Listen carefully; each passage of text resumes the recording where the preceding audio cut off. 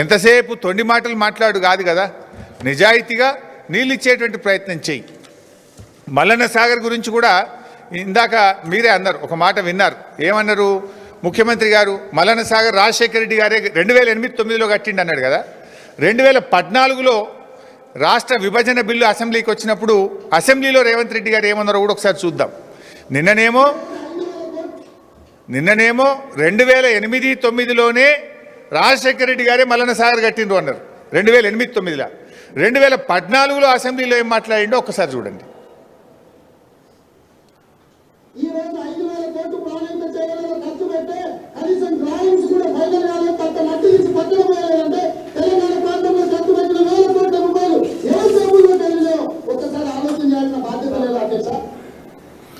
ఏమన్నాడు?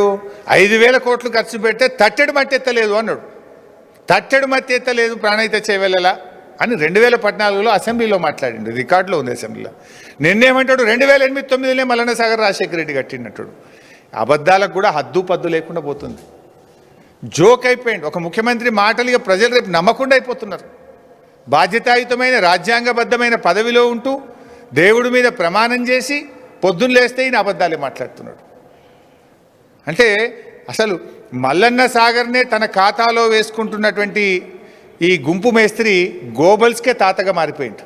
గోబల్స్ అంటేనే ఆయన అబద్ధాలకు మారిపోయారు, ఆయనకు తాత అయిపోయింది.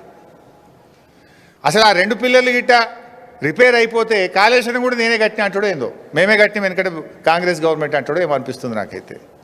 ఆ సెక్రటరియట్ కూడా పునాది రాళ్ళు నేనే మోసిన అంటాడు మళ్ళీ ఎక్కువ మాట్లాడితే. లేదంటే మనం అమరవీరుల స్తూపం కట్టినాం, ఆ చిహ్నానికి కూడా నేనే మేస్త్రి అయినా అని మాట్లాడినా ఆశ్చర్యం లేదు రేవంత్ రెడ్డి. చివరికి జిల్లాల్లో కట్టిన కలెక్టరేట్లు కూడా కాంగ్రెసే కట్టిందన్నా ఆశ్చర్యం లేదు. కానీ ఎట్లా మాట్లాడుతుంది మనం చూస్తలేమా? ఇక ఎక్కువ మాట్లాడితే చార్మినార్ కూడా నేనే మా తాత కట్టినట్టాడు.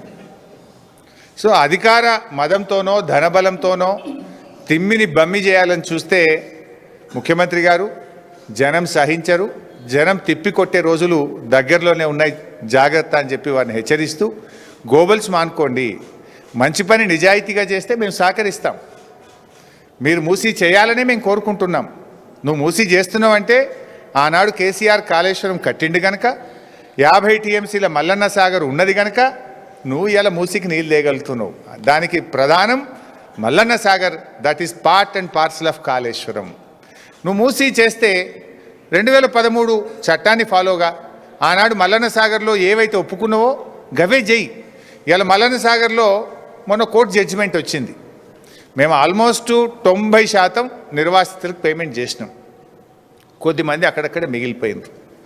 సింగిల్ ఉమెన్ కానీ సింగిల్ విడోస్ ఎవరైతే ఉన్నారో వాళ్ళకు కూడా R&R ప్యాకేజ్ ఇవ్వమని చెప్పి కోర్టు డైరెక్షన్ ఇచ్చింది. సంవత్సరం రేవంత్ రెడ్డి ముఖ్యమంత్రి అయిన మొదటి నెలలో 1 నెల ముందో వచ్చింది కోర్టు జడ్జిమెంట్. 2 ఏళ్ల నుంచి వాళ్ళు తిరుగుతున్నారు, కంటెంప్ట్ కూడా పోయింది. వాళ్ళకి పైసలు ఇస్తలేడు. మల్లన్న సాగర్ నీళ్ళు హైదరాబాద్ తెస్తారట. ఆనాడు మల్లన్న సాగర్ దగ్గర పోయి నిర్వాసితులకు మేలు చేయాలి, ఎక్కువ పైసలు ఇవ్వాలని దీక్ష పడతాడట.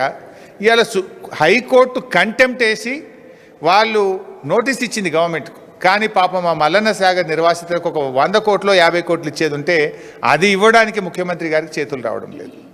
ఆనాడు నిర్వాసితుల గురించి మొసలు కన్నీరు గార్చిండు, దీక్షలు పట్టిండు.